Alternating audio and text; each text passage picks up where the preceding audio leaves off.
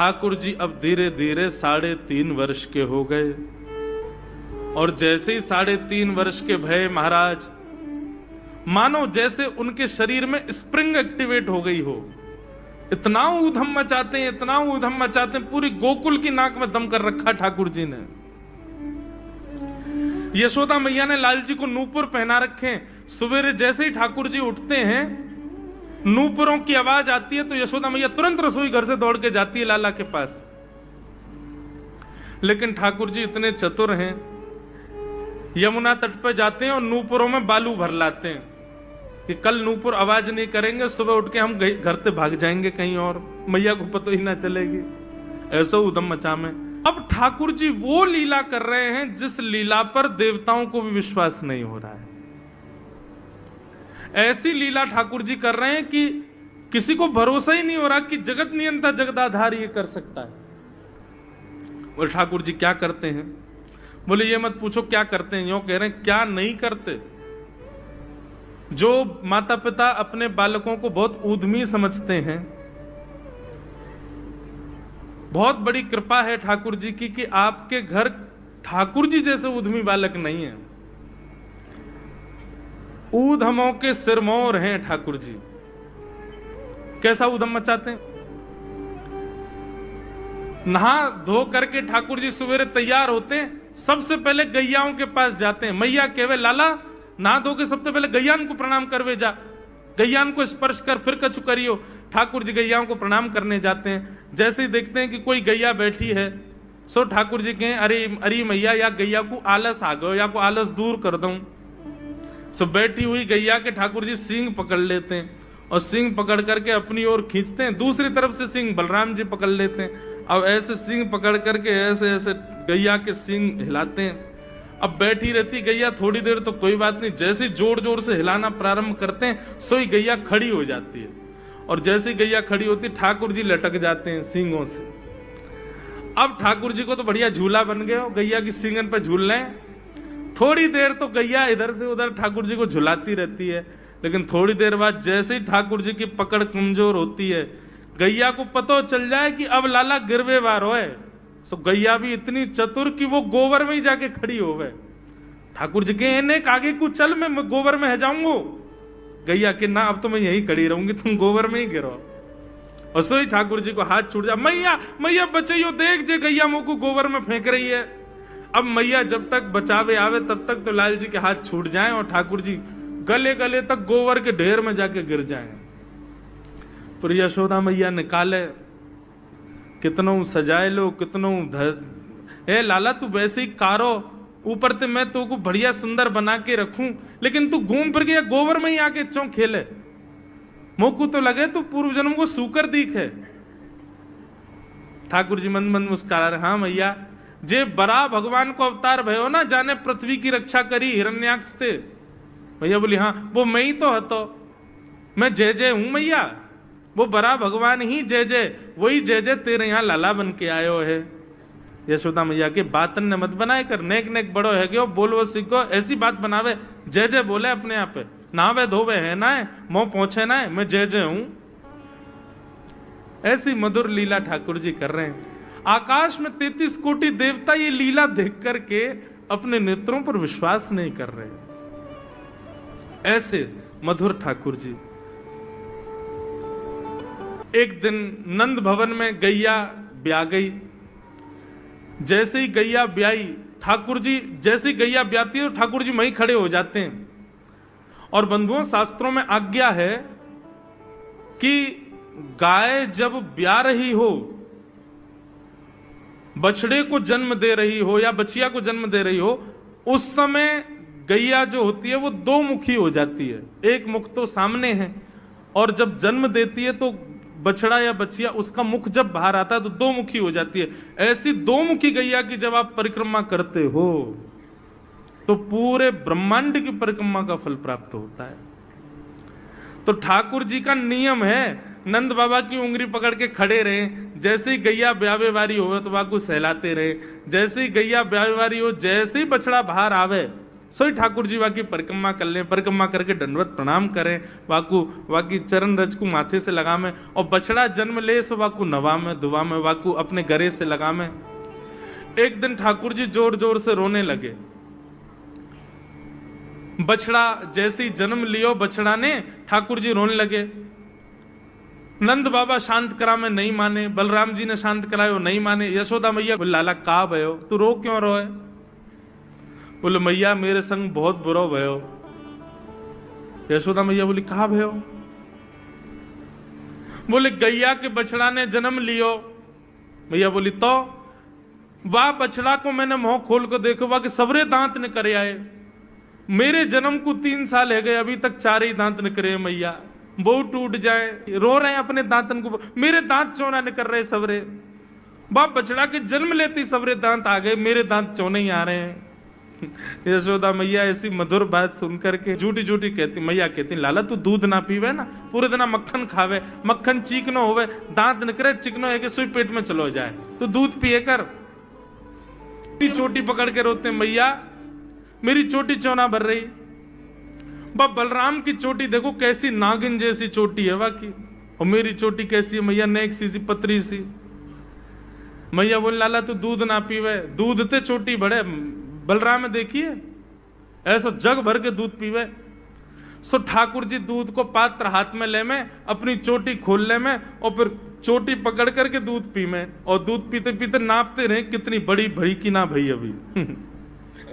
ऐसी मधुर लीला ठाकुर जी करते हैं। ऐसी लीलाएं हैं ठाकुर जी की कि उन लीलाओं को सुनकर के जो ज्ञान के मार्ग को नहीं समझ पाते, जो वैराग्य के मार्ग को नहीं समझ पाते, जो ज्ञान और वैराग्य से ठाकुर जी को प्राप्त नहीं कर पाते, वो इन लीलाओं से ठाकुर जी के हो ही जाएंगे। ऐसी लीला है। भगवान ऊधम करते हैं, ठाकुर जी चोरी करते हैं, तो जैसे ही गोपी को पता चलती है आज उसके यहां चोरी हुई, तो गोपी को चिंता होती है क्यों मेरा मक्खन बढ़िया नहीं था, मेरे यहां क्यों नहीं करी। वो स्वयं भी चाहती है कि मेरे यहां लाल आमे, यहां आके चोरी करें, क्योंकि सब गोपियां जानती हैं कि ये श्री कृष्ण कौन है, साक्षात पर ब्रह्म है। कहीं ना कहीं चित्त में उनके में ये भाव आता है कि कृष्ण पर ब्रह्म है। गोपियों के यहां जा जा करके ठाकुर जी चोरी करते हैं। आहा, एक गोपी ने दूध में बढ़िया मिश्री डाली, और मिश्री डाल करके दूध ओटायो, ओटा करके दूध को जमा के दही बना दियो, मिष्टी दही, मीठो दही जमायो। और मीठो दही जमा करके गोपी ने ऐसी जगह रखो कि लाला को मिलेगा ही नहीं। कहां रखो? मटकी रख करके, और वाके ऊपर सुंदर एक बैठवे को मूढ़ा रख के वापस स्वयं बैठ गई। ठाकुर जी आ गए। ठाकुर जी आकर बोले और भाभी जी कहा हेरो है? गोपी बोली कछु ना हेरो, लाला तू कैसे आए हो यहां पे? ठाकुर जी बोले सुगंधी आ रही है, कहीं पे ऐसा लग रहा है कि चेंटी लगवे वारी है बहुत जल्दी। गोपी बोली लाला मैंने आज मीठो दही रखो है, लेकिन मैं तो को शर्त लगाऊं, यदि तेने ढूंढ लियो तो सबरो तेरो, और यदि तू नहीं ढूंढ पायो तो आज के बाद वचन दे तू मेरे यहां चोरी नहीं करेगो। ठाकुर जी बोले देख हम ते शर्त मत लगावे। गोपी बोली ना तो ती शर्त लगाऊंगी, यदि तेने ढूंढ लियो तो पूरा दही तेरो, और यदि तू नहीं ढूंढ पायो आज तो आज के बाद मेरे घर चोरी नहीं करेगो। ठाकुर जी बोले ठीक है लगी। इतने में ही भगवान ने कहा कियो ग्वाल बाल सब संगे है। अच्छा इतने ट्रेंड हो गए हैं कुछ ही दिनों में कि इशारों से ही समझ जाते हैं सब ग्वाल बाल ठाकुर जी क्या कह रहे हैं। ठाकुर जी ने सब ग्वाल बालों को इशारा किया। क्या इशारा किया? बोले शाम का समय हो गया है, गैया दोहने का समय हो गया है, बाहर जाओ और गायों के सब बछड़ा बछिया खोल के भाग जाओ, सब रो दूध बछड़ा बछिया पी जाएंगे, दूध काटवे को मिलेगा ही ना। इतने में ही ग्वाल बाल दौड़ करके गए और गौशाला में जाके सब बछड़ा बछिया खोल दिए, और बछड़ा बछिया अपने अपने मैयान के थनन के मुख में लगा करके और पीन लगे। इतने में ही सब ग्वाल बाल आए, अरे गोपी तू यहां बैठी है, मां तेरी गैयान को सबरो दूध पी गए बछड़ा बचिया। गोपी ने उठ करके खिड़की में से देखी तो सब बछड़ा बचिया दूध पी रहे हैं। तुरंत भागी गौशाला को। ठाकुर जी ने मूढ़ा उठा के दूर किया और मिष्टी दही गोद में लेकर बोले हम ते शर्त लगावेगी हैं? लेकर के बैठ गए। गोपी बोली मैया ऐसा उदम मचावे तुम्हारो लाला, अब बताओ कहा करें। अब मैया को हंसी भी आवे और बीच में नहीं मैं समझाऊंगी लाला को। ना मैया तुम हंस रही हो। एक गोपी बोली मेरे संग जो भयो वो कोई के संग नहीं भयो होगा। बोले तेरे संग कहा भयो? बोले मैया मेरे पतिदेव को जन्मदिन और तुम्हारा लाला सुबह सुबह आयो, आकर के मुझसे बोलो भाभी जी कहा कर रही हो? मैंने की लाला आज सत्यनारायण भगवान की पूजा, घर में भोग बना रही हूं, पंजीरी भून नहीं हूं। सब खड़े होकर के बोलो भाभी भोग मेरो ही लगा दे। तो सांची बताऊं असली जय जय तो मैं ही हूं, तू मेरो ही भोग लगा दे। जब पंजीरी मेरे सामने धर दे मैं बैठ के भोग लगा दूंगा, सबको बांट दियो। मैंने कि चल बाबड़े ऐसी आ जाए, सुबह सुबह नहावे धोवे है ना, जय जय बने हमारी जान को। सुमैया इतनो बुरो मान गयो, कहां तेजन कुत्ता के दो पिल्ला ने उठा लायो। मैं तो रसोई घर में लगी और सत्यनारायण भगवान ने सिंहासन पर बिठा गयो दोनों को। और जाते जाते बोल गो देख लियो अपने नकली जय जय को, देख ले एक बार। मैं दौड़ के गई, जाके देखी तो महाराज पिल्ला बैठे वहां पे। ऐसा उदम मेरो पूरो पूजा घर बर्बाद कर गयो, फिर तो चौका लगाना पड़ो मुझको। और इतने में या को मन भरो नहीं, सत्यनारायण भगवान कथा में आयो नहीं। फिर मैंने पूछवाई एक बालक से, मैंने अरे कन्हैया क्यों ना आयो? बोले भाभी जी वो तो बड़ो नाराज बैठो यो करो, यानी असली जय जय को अपमान क्यों, या कि घर को पानी ना पीऊंगा मैं।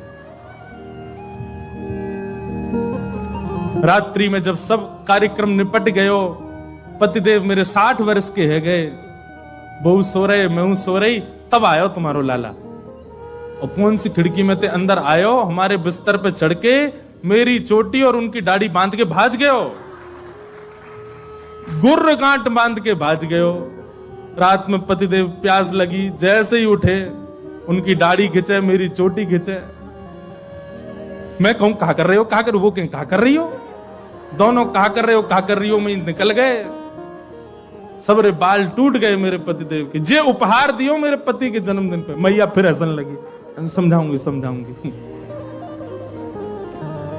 ऐसी ठाकुर जी की बाल लीला। लेकिन यशोदा मैया ने मन में सोची ये सबरी आ गई है, इनके सामने ना डांट तो दो लाला है।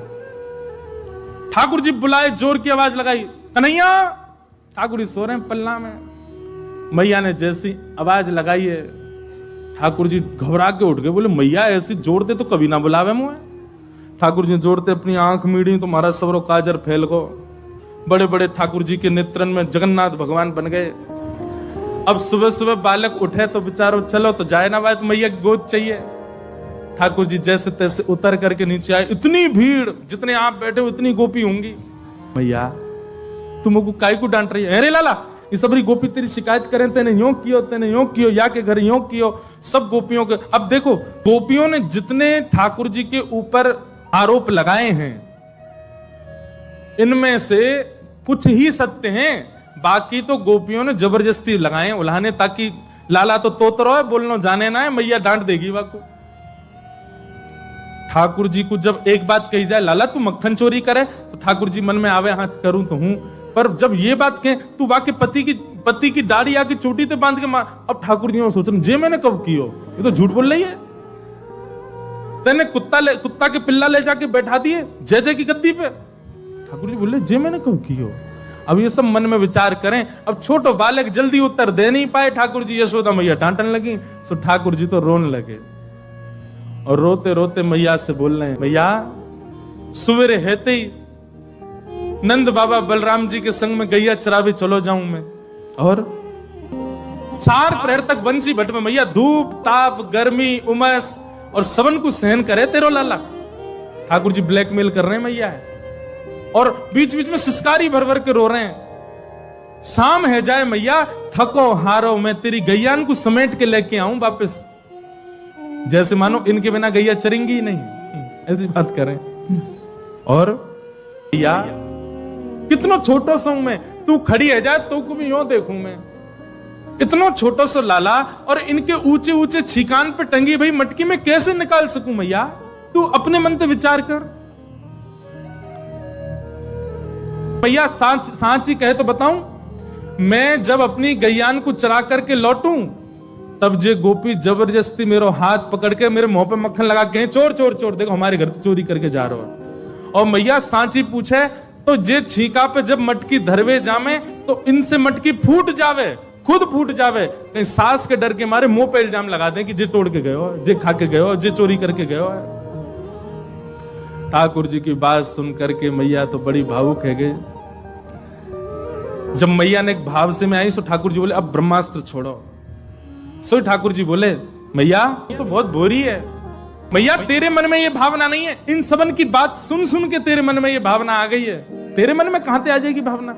लेकिन मैया आज इन सबन की बात मान करके जो तेने मेरो हाथ इतनी जोर से पकड़ो, मैया अब मेरी बात सुन ले। बोले कहा मैया दल ले अपनी लकुट ले ले, अपनी कमरिया ले ले, कोई और बालक ढूंढ लियो तेरी गैया चरा दे करोगे, मैं ना चराऊंगा अब ते घर ते मेरो कोई संबंध नहीं।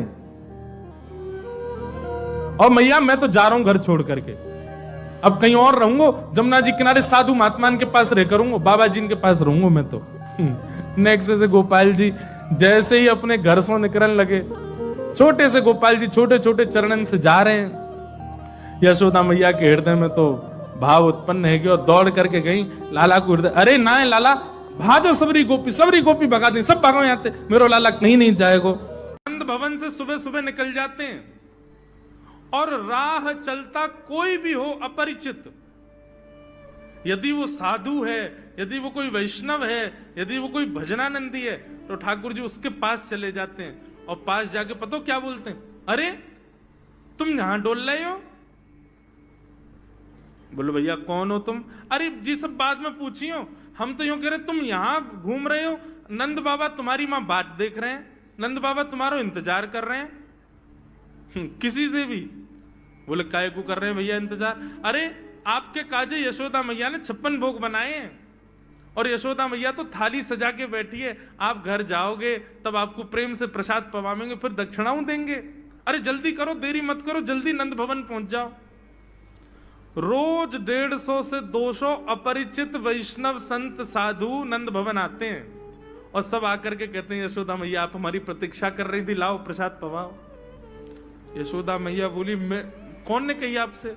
बोले आपको लाला बोल रहा हूं कि यशोदा मैया तो ये कह रही। यशोदा मैया जैसे तैसे पवा देती, दक्षिणा देती, रात में लाला से कहती चौरे लाला तू सबंते यूं क्यों कहते मैं प्रतीक्षा कर रही?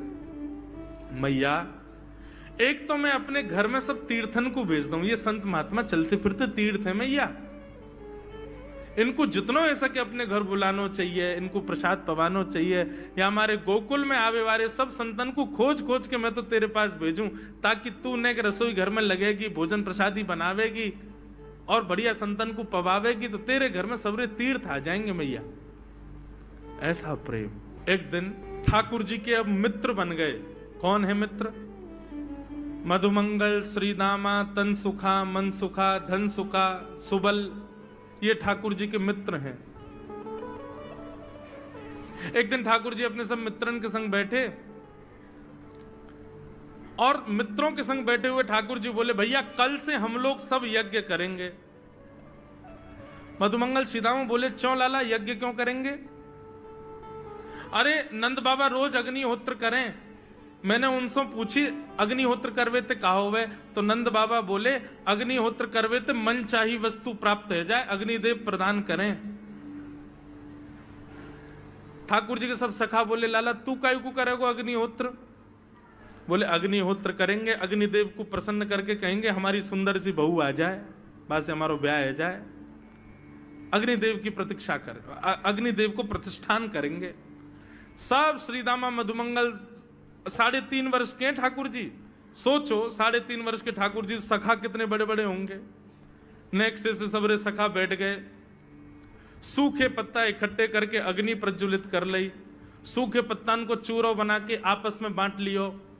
ठाकुर जी आचार्य बन के बैठ गए और बोले सुनो मैं मंत्र बोलूंगा और जैसे ही कहूं स्वाहा सबरे डालियो, और नेक भी यदि तुमने चूक करी ना, नेक भी मैंने स्वाहा बोली और तुमने नहीं डालो तो फिर मोते मत कहियो, यदि तुम्हारी पत्नी काणी आ जाए, एक हाथे लूली आ जाए, लंगड़ी आ जाए, तो समय पर स्वाहा करना पड़ेगा। सब ग्वाल बाल बोले जो कहेगो लाला सो करेंगे, तू करवा। ठाकुर जी ओम नम नम नम स्वाहा, सब स्वाहा, सब एक संग डालते। हे श्री रामा तू देरी ते डाले, देख लियो लंगड़ी आ जाएगी तेरी बहू, अग्निदेव को प्रसन्न करो। इस प्रकार ठाकुर जी सब ग्वाल बालों के संग खेलते हैं। ग्वाल बाल बोले लाला यज्ञ तो है गयो, अब ब्राह्मणन को भोजन के काजे बुलाओ, यज्ञ के बाद ब्राह्मण भोज होना चाहिए। सोई ठाकुर जी अपने सब ग्वाल बालों की उंगली पकड़ करके पूरे गोकुल में जाते हैं, ब्राह्मणों के घर जाकर के कहते हैं आज नंद भवन में बढ़िया उत्सव भयो है, बढ़िया यज्ञ भयो है, भोजन के काजे शाम को आपको परिवार सहित आनो है। सबन को निमंत्रण दिया मैं। अब महाराज नंद भवन से जब निमंत्रण आता है तो ब्राह्मण लोग ब्राह्मणी से कहते हैं कि आज चूल्हा मत जलाना। क्यों? अरे नंद भवन में भोजन की सूचना मिलती है तो 3 दिन से भूखे रहते हैं ब्राह्मण। क्यों? इतना खवाएंगे नंद बाबा, इतना खवाएंगी यशोदा मैया कि पेट भर जाएगा, 2 दिन तक भूख भी ना लगेगी, इतना भोजन करना पड़े। ए ब्राह्मणी चूल्हा मत जलाई, और सुन नमक को पानी और दे दे। नमक को पानी पी पी करके भूख बढ़ाते हैं अपनी। बोले शाम को जाएंगे और बढ़िया चकाचक महाराज 56 भोग पाएंगे। शाम का समय हुआ, सैकड़ों हजारों ब्राह्मण आकर के नंद भवन के बाहर खड़े हो गए। यशोदा मैया ने अटारी से जैसे ही देखा इतने सारे ब्राह्मण, यशोदा मैया उतर करके आई, बोली आओ भगवान पधारो, सबन को जय श्री कृष्ण, सबन को प्रणाम। जे बताओ आज मेरे द्वार पर आप सबन को एक साथ आने को कारण कहा है? किसी को निमंत्रण देकर के और फिर पूछो कारण क्या है, बड़ा अजीब लगता है। किसी को आपने बुलाया भोजन पे, वो बेचारा आ गया, फिर आप कहो बताओ भैया कैसे आए, कितना अजीब लगे। ब्राह्मण बोले मैया तुम हम तो पूछ रही हो या बात है? अरे सवेरे तो भूखे प्यासे बैठे हैं, जल्दी भोजन पवाओ। आपके यहां यज्ञ भयो, यज्ञ की पूर्ण आहुति की प्रसादी पावे आए हैं, और काई क्यों आए हैं? यशोदा मैया बोली कौन सा यज्ञ, कब भयो यज्ञ, कौन सी पूर्ण आहुति? ऐसा कछु ना भयो हमारे यहां, आप लोगन को कोई गलत जानकारी मिली है, कौन ने कही आपते? ब्राह्मणों के नेत्रों में आंसू आ गए। बोले मैया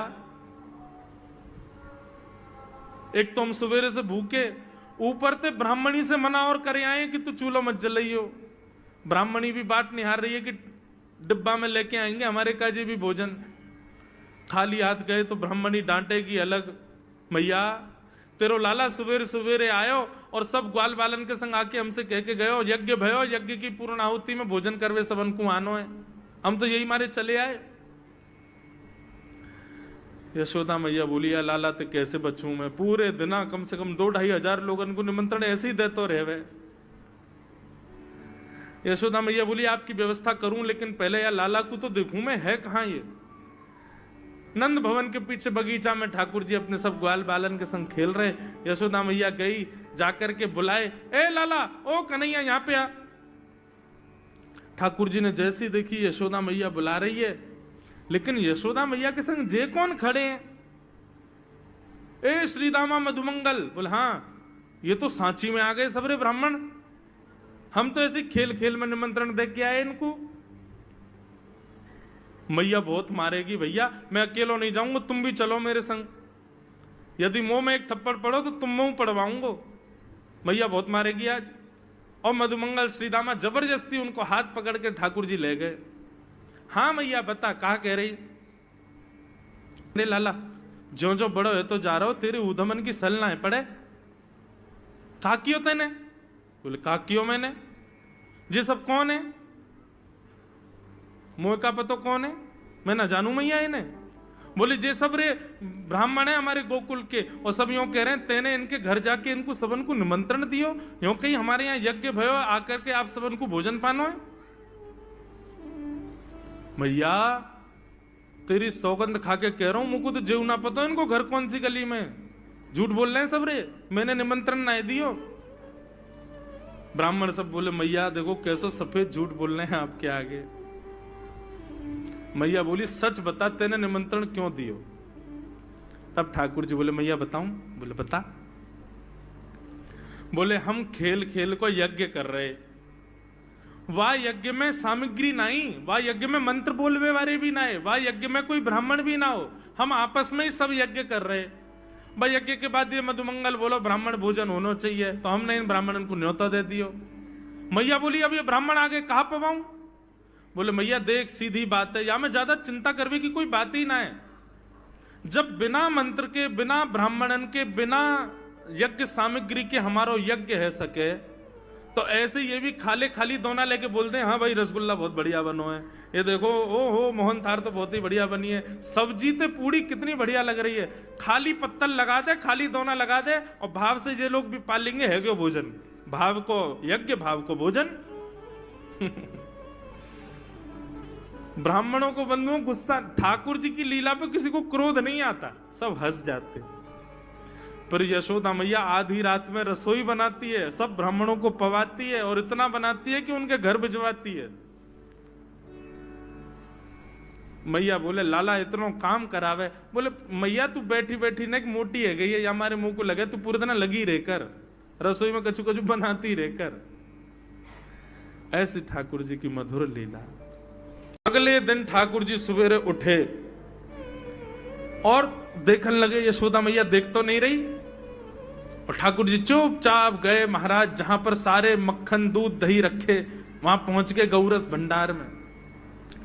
और गौरस भंडार में एक मटकी के ऊपर से ढक्कन हटाए करके जैसे ही ठाकुर जी ने हाथ बोर के पानो प्रारंभ किया, सामने एक खंबा था, उसमें मणि लग रही थी। आज पहली बार 3.5 वर्ष की आयु में ठाकुर जी ने अपना प्रतिबिंब देखा।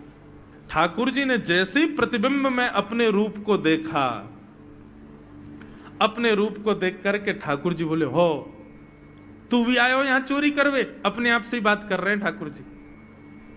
अरे मैंने कही तो हती अपने अपने घर में चोरी करनी है, तू दारी के मेरे घर में आगो चोरी करवे?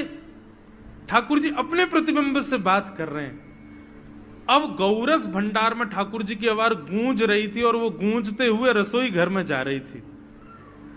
रसोई में मैया ने सुनी, बोले ये लाला कहां थे बोल लो है, उठ गयो कन्हैया? मुझको पतो भी ना चली, नूपुरन की आवाज ना आई। मैया दौड़ करके गई तो देखा ढूंढते ढूंढते गौरस भंडार में ठाकुर जी अपने प्रतिबिंब से बात कर रहे हैं। कितनी सुंदर झांकी है ठाकुर जी की। ठाकुर जी मक्खन पा रहे हैं। बोले अच्छा अब आ तो गयो है यहां पे, लेकिन सुन चुपचाप चोरी करके भाग जाइयो, मेरी मैया बहुत मारेगी तो को। बाकू यदि पतो चल गई तू चोरी कर रहा है तो को उखलते मान देगी, मेरी मैया बहुत मारेगी, चुपचाप चोरी कर और निकल ले यहां से। ठाकुर जी चोरी की बात कर रहे थे, यशोदा मैया ने पीछे से सुनी, लाला ओ कन्हैया। ठाकुर जी घबरा गए, मैया कैसे आ गई? हाँ मैया कौन से बात कर रहे हो तू? अरे मैया देख हमारे घर में चोर घुसायो है। अपने प्रतिबिंब को दिखा करके ठाकुर जी कह रहे हैं देख मैया हमारे घर में चोर घुसायो, जे चोरी कर रहे हो हमारे यहाँ के मक्खन की, तुम्हें यहाँ को पकड़वे आयो हूं। नन्हे से गोपाल जी, बहुत मधुर लीला। मैया हंस भी रही है और क्रोध भी कर रही। बोले अच्छा जो चोरी कर रहे हो? बोले हाँ। चल याकू तो मैं पकड़ लूंगी, लेकिन जे बता तेरे हाथ में मक्खन कैसे लगो? तू तो याकू पकड़वे आयो ना। अब मैया याकी मैं कहा बताऊं, तेने मेरे हाथ में पद्म राग के ऐसे ऐसे बढ़िया कंगन पहना रखे हैं, कड़ूला पहना रखे हैं सोने के। जब मैं धूप में निकलूं ना तो धूप की किरण से मुंह को बहुत जलन है जाए हाथ में। तो कल मेरे सखा मधुमंगल ने मुझसे कही, बोले लाला जे जलन तेरी दूर रह जाएगी, तू मक्खन में हाथ बोर लियो अपनो, सोई तेरी जलन दूर रह जाएगी। या हमारे मैया जलन हटावे के काजे मैंने हाथ बोरो है। मैया बोली अच्छा चल लाला यहां तो तेरे जलन है रही, और यहां पे यहां मक्खन कैसे लगो? ठाकुर जी बोले मैया मैं अपनी जलन दूर कर रहा हूं, इतने में जन कहां थे एक मक्खी आके मेरे मुंह पे बैठ गई। बाकू उड़ावे के काजे मैंने जैसे मुंह पे हाथ किया सो मक्खन मेरे मुंह पे लग गो। मैया मैया बोली लाला तू चोरी भी करन लगो और अब झूठ भी बोलन लगो मुझसे। ठाकुर जी ने ग्वाल वालों से कहा भैया मिशन फेल हो गया, घर में तो चोरी नहीं कर पाए हम, अब दूसरे इनके घर में दावे बोलो। एक दिन महाराज ठाकुर जी का जब आतंक खूब बढ़ गया गोकुल में, सब गोपियों ने जाकर के मैया से शिकायत करी, बोले मैया अपने लाला को संभाल लियो, नहीं तो काव देना हम देख लेंगी और फिर हमसे मत कहियो कि तेने मेरे लाला से यूं क्यों कही। मैया बोली कहा क्यों मेरे लाला ने? गोपी बोली ये बस सुन लो और यूं बताइयो कहा ना करे तुम्हारो लाला। देख वे में 3.5 बरस को है, बाकी पेट में इतनी बड़ी बड़ी दाढ़ी है, बाकी मतलब बलवान है कि सब जानकारी है या कुछ छोटो बालक मत समझियो। गोपियों ने जाकर के अपनी अपनी दुख दर्द सुनाए मैया को। मैया बोली अरे भैया मेरे लाला को मक्खन की कोई कमी थोड़ी है, मेरे लाला को दूध की कोई कमी थोड़ी है, मेरो लाला चाहे तो मक्खन से नहावे, दूध में नहावे, इतना मक्खन दूध दही मेरे घर पे, तुम्हारे यहां क्यों चोरी करेगो? अरे कई बार बालकन को अपने घर को भोजन बढ़िया ना लगे, दूसरे के घरन को बढ़िया लगे, अगर बार ने तुम्हारे यहाँ की नेकाद मक्खन खा लिया तो वहां इतना रो क्यों रही हो? मैया आपको अपनो लाला बहुत सीधो लगे ना, हम बताएं कहा करे तुम्हारो लाला? स्वयं खावे हमको कोई दिक्कत नहीं, लेकिन या की एक पूरी मंडली है और पूरी रजिस्टर्ड मंडली है, बाल गोपाल चौर प्रचार प्रसार मंडल, ये घर घर जाके चोरी करते हैं। और मैया तुम्हें कहा बताऊं, जैसे ही कोई गोपी के नयो बालक होवे ना तो तुम्हारो लाला पूरे मंडल के साथ आवे और वह लाला के सिर पे हाथ धर के, छोटे से बालक के सिर पे हाथ धर के बस 1 वर्ष की प्रतीक्षा, फिर तुम भी हमारी मंडली में आ जाओगे। पूरे गोकुल में भय है तुम्हारे लाला को, स्वयं खावे, ग्वाल बालन को खवावे। मैया यहां तक भी बात समझ में आवे, ग्वाल बालन को खवावे, यो नहीं कि नेकाद मक्खन बच जाए तो रहम करके हमारे काज छोड़ जाए, वाकू बंदरन को खवा दे। यशोदा मैया आश्चर्यचकित होकर सुन रही है, बोले ये नेक्सो लाला ये करे? बोले हाँ मैया। बोली मैया अगर चोरी करे तो दिक्कत, और यदि किसी कारण से हमने लाला को रोक दियो, चोरी नहीं कर पाए हमारे घर, तो हमारे रोने क्यों? बोले चूल्हा में ते कोयला लेके आवे और वह घर के बाहर हवा बना जाए, और यूं के अब जब तक या घर से मक्खन नहीं मिलेगा या के घर के लोग भूखे रहेंगे, और इन लोगों को भोजन छुड़वाने की जिम्मेवारी हमारी। बोले कहा करे फिर?